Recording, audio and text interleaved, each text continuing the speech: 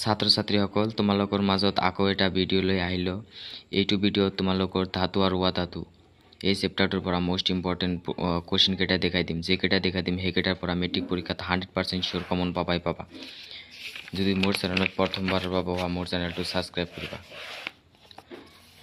এতিয়া তোমালোকে 38 নং পৃষ্ঠা বাহিৰ কৰিলা। 38 নং পৃষ্ঠাৰ most important question MCQ question আছে। সোণ আৰু ৰূপ আটাইতকৈ গাত সহনশীল ধাতু। তোমালোকৰ এনেকুৱাকৈ প্ৰশ্ন কৰিব যে তলৰ কোনটো গাত সহনশীল ধাতু। তোমালোকৰ এনেকুৱাকৈ দি থাকিব যে সোণ আৰু ৰূপ ABCD থাকিব, যিকোনো এটা ৰাইট হ'ব। তাৰপিছত আন এটা সোণ আটাইতকৈ নমনীয় ধাতু। তোমালোকৰ দিয়া থাকিব তলৰ কোনটো আটাইতকৈ নমনীয় ধাতু। তোমালোকে উত্তৰত লিখিবা সোণ আটাইতকৈ নমনীয় ধাতু। যিটো দি থাকিব সেইটোই তোমালোকৰ এনসাৰ হ'ব। তোমালোকে এতিয়া 39 নং পৃষ্ঠা বাহিৰ কৰিলা। 39 নং পৃষ্ঠাৰ পৰা চাবা PVCৰ সম্পূৰ্ণ নামটো চাবা। এইটো চাবা PVCৰ সম্পূৰ্ণ নামটো চাবা, এইটো বহুত ইম্পৰ্টেণ্ট। তাৰপিছত জুলীয়া আটাইতকৈ জুলীয়া অধাতুটোৰ নাম ব্ৰমিনটো চাবা, মোষ্ট ইম্পৰ্টেণ্ট। তোমালোকৰ MCQ ABCD দিয়া থাকিব, যিটোত ব্ৰমিন দিয়া থাকিব সেইটো তোমালোকৰ এনসাৰ হ'ব। পিছত তোমালোকে 40 নং পৃষ্ঠা বাহিৰ কৰিলা। 40 নং পৃষ্ঠাৰ পৰা আইডিন অধাতু যদিও দাবদ্ৰুতি সম্পূৰ্ণ। তলৰ কোনটো দাবদ্ৰুতি সম্পূৰ্ণ ধাতু অধাতু। তোমালোকে উত্তৰত লিখিবা আইডিন, মোষ্ট ইম্পৰ্টেণ্ট MCQ। ইয়াৰ পিছত প্ৰশ্নলীৰ পৰা চাবা 40 নং পৃষ্ঠাৰ 1 নং কুৱেশ্যনৰ 1, 2, 3, 4 এইটো চাব লাগিব। তাৰপিছত 2 নং কুৱেশ্যনটো চাবা, 2 নং কুৱেশ্যনটো মোষ্ট ইম্পৰ্টেণ্ট। তাৰপিছত এইটো 41 নং পৃষ্ঠাৰ পৰা চাবা দাবত অক্সাইড, এইটো চাবা মোষ্ট ইম্পৰ্টেণ্ট। সোডিয়াম আৰু পটাছিয়াম অক্সাইডে পানীত দ্ৰৱিত হৈ ক্ষাৰ উৎপন্ন কৰে। পানীত দাবদ্ৰুতি সম্পূৰ্ণ এইটো চাবা অক্সাইড, মোষ্ট ইম্পৰ্টেণ্ট। ইয়াৰ পিছত তোমালোকে 43 নং পৃষ্ঠা বাহিৰ কৰি লোৱা। 43 নং পৃষ্ঠাৰ পৰা চা 5টা চালে তোমালোকৰ এটা 100% শিওৰ কমন পৰিব। ইয়াৰে এটা সোডিয়াম আৰু পটাছিয়াম ধাতুৱে ঠাণ্ডা পানীৰ লগত প্ৰবল বেগে বিক্ৰিয়া কৰে। তোমালোকৰ ABCD দিয়া থাকিব। ইয়াতে সোডিয়াম আৰু পটাছিয়াম দিয়া থাকিব আৰু বেলেগকৈ দিয়া থাকিব। তোমালোকে যিটো দেখিবা সোডিয়াম আৰু পটাছিয়াম আছে, তোমালোকে মনত ৰাখিবা ঠাণ্ডা পানীৰ লগত প্ৰবল বেগে বিক্ৰিয়া কৰে সোডিয়াম আৰু পটাছিয়ামে। সেইদৰে পানীৰ লগত কেলছিয়ামৰ বিক্ৰিয়াৰ এইটো চাবা 1, 2, 3, 4, 5 এইটো চাবা। মেগনেছিয়ামে ঠাণ্ডা পানীৰ লগত বিক্ৰিয়া নকৰে, বহুত ইম্পৰ্টেণ্ট। ইফালে লেড, কপাৰ, ৰূপ, সোণ আদি ধাতুৱে পানীৰ লগত মুঠেই বিক্ৰিয়া নকৰে, এইটো চাবা। এটা MCQ 100% শিওৰ কমন পৰিব। তোমালোকে এই 5টা চালে এটা MCQ কমন পাবা তোমালোকৰ মেট্ৰিক পৰীক্ষাত।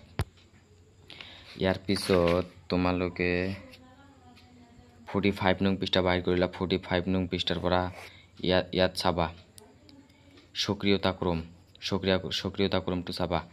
পটাছিয়াম এইটো চাবা, এইটোৰ পৰা MCQ আহে, কেতিয়াবা দি দিয়ে, এটা MCQ দি দিব পাৰে, এইটো চাবা সক্ৰিয়তা ক্ৰমৰ এইটো চাবা। তাৰপিছত তোমালোকে 46 নং পৃষ্ঠাৰ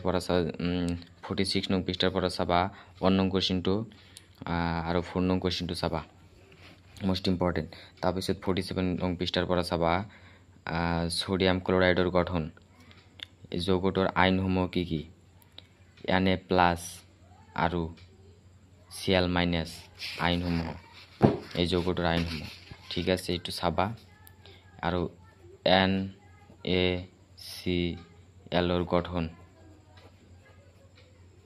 গঠনটো চাবা, ইম্পৰ্টেণ্ট। তাৰপিছত তোমালোকে মেগনেছিয়াম ক্লৰাইডৰ গঠনটো চাবা।